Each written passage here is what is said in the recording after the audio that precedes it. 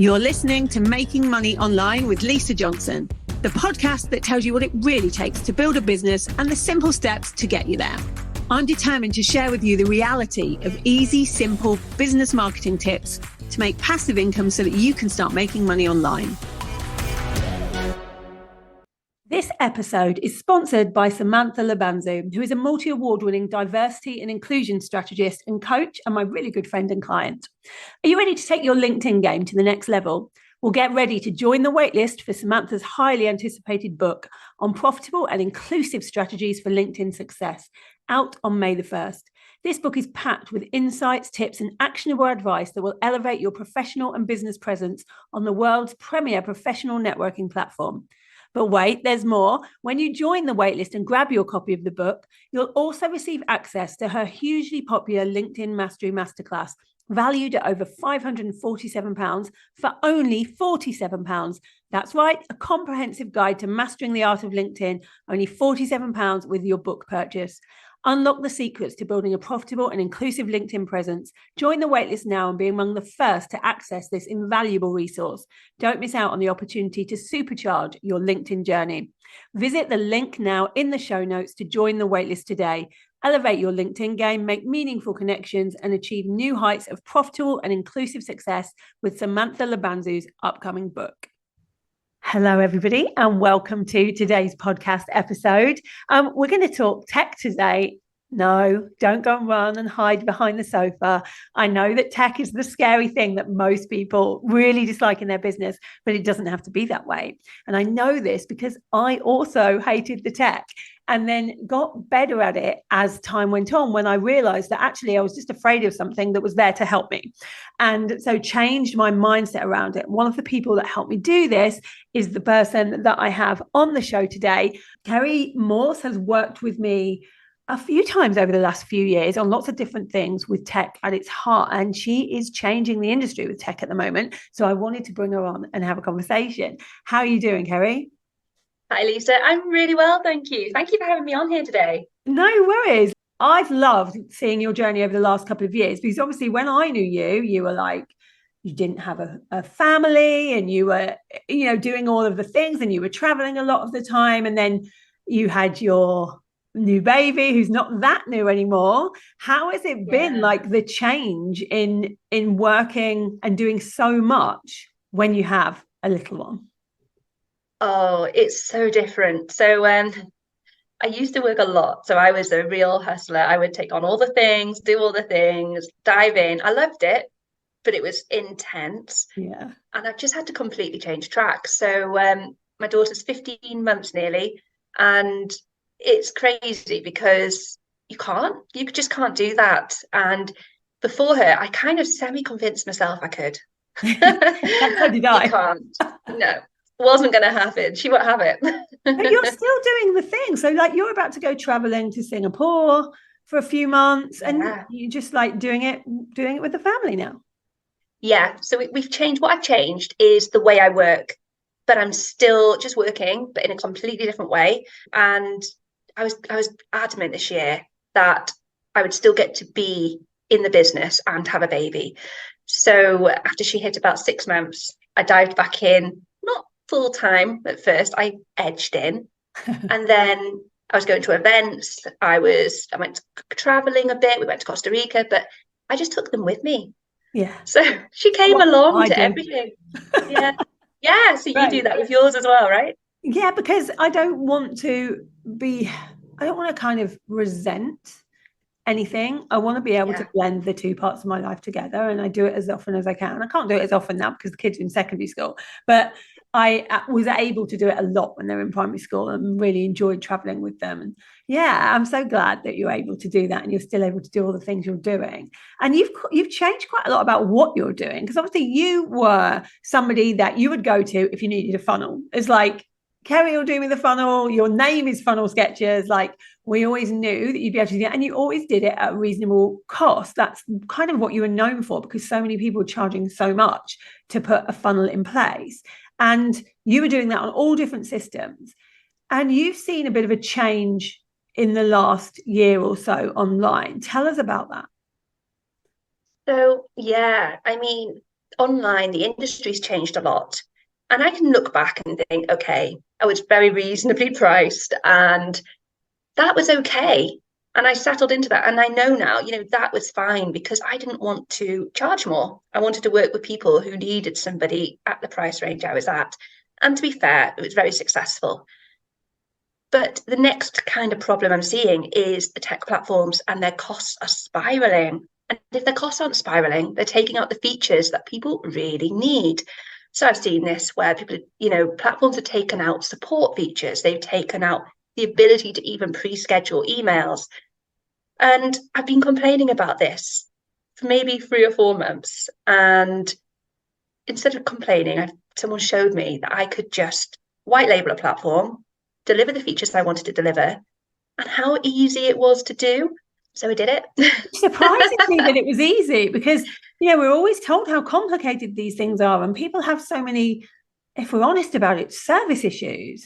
People complain about the customer service, like they have something go wrong. We've done that with Karcher. We've had things that have gone wrong multiple times, and we've got in touch and there's no one to help us, or like the customer service will get back to you in 7 to 10 days or something. It's like, well, I'm on a launch right now. And, we've tried a few systems now where we do get those problems. Everyone's like, oh, well, they all have those kind of problems. So you may as well just go with any of them. But that shouldn't be the case for the amount you're paying. Like, we pay thousands for ours. Yeah. I mean, there's a big problem with it. And a platform, so we're white labeling high level. And it's a really good platform. But if you white label, you are responsible for your own support, really. But the problem a lot of them white labelers run into is they're not transparent about the fact they're white labeling. So they say, I built this platform. They say, I'm developing new features. So people will associate any problems with the platform with them. But you have to really trust a platform if you're going to white label it, right? So for us, we're being very transparent about what we're doing. We're telling everybody, but support is where we thrive. So we are putting in place such support that it's not just teaching people how to use a platform, it's teaching them how to do their own funnels, how to do it in order, so they can build their digital empire, so to speak. They can build it. It's all there, how to actually build it. So that's what we're doing. It's that kind of support. It's a good way of doing things because people just need to know step by step what to do. A lot of the time we see that in one-to-many. Obviously in one-to-many we offer a funnel, and we do that because people don't understand how to do it, and people have made it so complicated, and it doesn't need to be complicated. No. And in one-to-many, that's what you do. It's the step-by-step of your business and setting it all up, right? And it's exactly what people need. But when it comes to the tech, if you have a problem with tech, you tend to hide and you go into the cycle. Okay, I'll tell you about that. When someone buys into a platform, they invest. Okay, maybe they'll go into a platform for $100 a month. They'll invest in that platform, then they'll go, oh, I'll build something on it next week. I'll build something on it next month. Then they pay another $100. And every month they get into an eternal promise to themselves that they're going to, use it next month. So I'll pay again because I'm going to do this. I'm going to build something on this. Then people are thousands of pounds down and they haven't even created anything. Yeah, which is so crazy. That's the problem. So I think programs like One-to-Many and doing something where people can actually build it and get it implemented, that's exactly what people need, I think. So you've started this platform on Go High Level. Yes. And obviously you have to be able to make money in your business. Yes. Now I've seen how much you're charging. It's the lowest I've seen for someone that is doing a white label for Go High Level so that you can make their funnels. So Funnel Sketches is the cheapest out there that I've seen so far. How are you able to do that? Because don't Go High Level charge you an amount? Yes, they do. They charge me per month. And they also charge for some of the features used. But what they're charging me per month is less than what I spend on all my tech already. So I've already saved money on my own tech. So really all I'm needing to charge people is for the specific features they're using. So their email send outs and those kind of features. So we pay per email they send out. So somebody who's starting with us, we've got a scholarship. If they don't have a list and they're not sending emails, we've got a scholarship system because it's not going to cost us anything to have them on there. Yeah. Yes, there'll be support, but the support is scalable for us. So this is really an accessibility project. where we want to take away that barrier of the spiraling tech costs, where people say you can get started online for free until you actually want to build something. Yeah, because you want to do anything. Yeah. You can't. Yeah, that's so true. Amazing. So, So you're making it accessible for people, because actually that's what people who are just starting need, and we see that all the time. Like, they don't want to pay thousands and thousands of pounds out for something when they don't really even understand what they need to do with that tech yet. And yeah. I think often what happens with a lot of these things is they have programs where they're like, oh, you need this feature, this feature. It has all these all singing, all dancing features. You don't need that at the beginning of your business. I didn't use any of that, like, for the first launch, and made 60,000. Yeah, there's really, you don't need it all. That's one of the problems actually with high level. They've got so many features, but what we're doing in our road mapping sessions is we're taking out all the ones they don't need until they want it. So that then when they go into it, they've only got what they need in there, and then they can just click to ask us. Yeah. Because it's overwhelming. It can be really overwhelming, all the all-in-ones. Yeah, it can. So let's talk about funnels in general. Okay. How have you seen things change with, people are doing a funnel, they're putting a freebie out there. That's how you get people onto your list. And we all do that, and we know the importance of it. How have you seen things change in the last couple of years with the industry changing? Is it still just as important to have a freebie? What kind of freebies are working that you're seeing now? Oh, so funnels. Okay, so what I'm seeing at the moment, Lisa, is that everybody is coming into the online space. There's getting more and more and more of everything, right? So you've got more people who are hard selling, more people who are soft selling, more people who are maybe more woo, more people who are more straight down the line of strategy. There just seems to be so much more of every kind of thing. Yeah. And you can understand why. You can understand why, because it's like a multi-billion-dollar industry and everyone wants a piece of it, right? Yeah, and it's growing. It's only at the start. So it's kind of like the online space has only just started, I think. I agree. It's only going to expand and explode from my perspective. Yeah. But because there's more of everything, there's more opt-ins online. So there's more emphasis needed on the quality and the niche and the messaging being really clear on what you're doing. And once people have an opt-in, there's kind of this need I'm seeing people to be able to bring people into their world a bit differently. So we have the standard, have a opt-in page, have a thank you page, and have a PDF gift. This is great. And if you've got that, guys, tick, because a lot of people don't. Then you have a welcome sequence. You're already one step ahead, right? For a lot of people in the industry, just by having that. Yeah, exactly. You're giving a free gift, giving value, exchanging that, ready for people to come onto your world. And then you've got a sequence. You send them some emails to get to know them and for them to get to know you. And you kind of build that relationship. Now, it's all about relationships. And a lot of people stop there. And the problem with stopping there is people move on. Yeah. People forget that someone has come to find you. They've come to find you. They've come to download something. They've asked you for something because they've got a problem. And then you put them in a list and wait 6 months till you're ready to sell something. In that time, they've gone to Google, YouTube, Whirlwind Binge and found someone else who can offer them something straight away. Yeah. So you need to be selling straight away when someone is coming to you, because they're coming to you with a problem and you have the solution for it and you're not giving it to them. Yeah. And a lot of people are like, oh no, I need to look after them for 6 months. But in that 6 months, they then send occasional emails. They're not even consistent. There's that, oh, maybe I'll send them a newsletter every week. That happens every month, maybe every 2 months. So that relationship wanes. It doesn't build, just like a relationship in real life. It just doesn't quite take off in a way where you get closer. It's just almost like acquaintances passing and anyone else will do. So there's a need now to immerse people more into your space. It's like that next level nurture, which is where you bring people in. Maybe if you bring them into community, if you've got a group of some kind, you segment them and give them a personalized based on the reason they might have joined your group.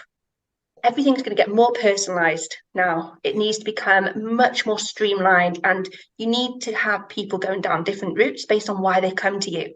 Yeah. And I know that might sound complex if you're thinking, oh, hang on, I've just got my head around doing a freebie. But you can automate a lot of this, can't you? Like, we're automating segmentation. Yeah. Yeah. So some of the stuff we do is just all about putting your audience into at least 2 different buckets. So based on why they've come to you, so that you can then treat them in the way they're expecting to be treated rather than just one big group of people. Some people do this through different freebies. I know, Lisa, you've got loads of different ones, so people will come to you for the different ones. Yeah. But if you've just got one, you can do it after they come in and ask them the questions and start the conversation and get involved in their world a little bit more, especially if you're just starting out. Yeah. If you're just starting and you've got 25 people on your list, that's the perfect time to go and really connect with those people. Go back onto socials, go connect with them, go be friendly. They've come to you, you're not stalking them. Yeah, they want to be there. It's okay. Yeah. And they'll tell you, if, they just won't reply. If they don't reply, that's fine. But yeah, there's a lot more nurture that needs to be done if you're not ready to sell something straight away. I feel like personalization is going to become massive. I have been talking about how in the next couple of years, personal brand is coming back. You know how personal brand was really big, and then personal brand kind of disappeared because it was like, it doesn't need, you can have a lot of automation, Personal brand, because of AI, I think is going to be what separates people in the next couple of years from people who disappear, because AI can do so much now that it's actually the connection with you and the personality that is going to make the money. And by segmenting your audience and doing that personal approach, that's one way of really showing you as a personal brand. Yeah, definitely. I mean, with a personal brand, especially with AI coming, oh my goodness, that's a whole other world right now.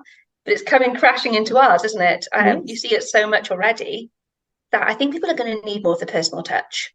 And there's a fine line between automation and connection, and you can merge the two really well. But people don't want to talk to a robot as such. No. If you're building a business online, you kind of need to be known as real. Yeah. So. And I think if you are going to use robots in any way, make sure it's obvious. Like, we call our bots Lisa bot. So they know it's not me. I'm not, I don't want something to be pretending to be me. I want them to know that we're using automation for some things to make things streamlined and easier, and so that they can get information they need. But actually, I am still sitting here at the heart of it, wanting to connect, because that's really important to me. I think you can really lose your way if you stop connecting with your audience. Yeah, definitely. I mean, something we've been looking at the moment is WhatsApp, and how you can use WhatsApp. Just like if you've ever used ManyChat, you can use ManyChat for this, guys. We're you using can create WhatsApp. Games. Yeah. Are you? Yeah, we're using the WhatsApp bot at the moment, Watty.io, and we're using that on everything. Brilliant. Yeah, Watty is what I'm looking at as well. And it's great, isn't it? You can make little journeys and games and videos and all sorts of things, but you're also there. So if someone messages, you can reply to it. Yeah, it's still you. It's still there to do the fun things. Yeah, so you can still automate everything and have quizzes, which are really quite a big area at the moment. Something that I'm seeing working really well is when people do straight to quiz. People click on an ad and it goes to some sort of quiz and personalizes that journey for you straight away to what you want to buy from the ad. Yeah. So all the health apps kind of things that do that, but we have a new one. We have a new one that's doing that because of that Strategy Co. Obviously, we have a lot of new accreditation, and so we have one which is what would be the best online career for you, and it takes you through the questions and is like, actually, because of what you said, you'd be great at being an AI implementer, or you would be great at being a community manager because of the social aspects of it, and then it can sell you into doing the accreditation to become exactly that. That's really cool. And I think, that's really good, because accreditation now is another thing that people are going to need, because with AI, you don't know who's teaching what's real and what's not. It could be a robot teaching you.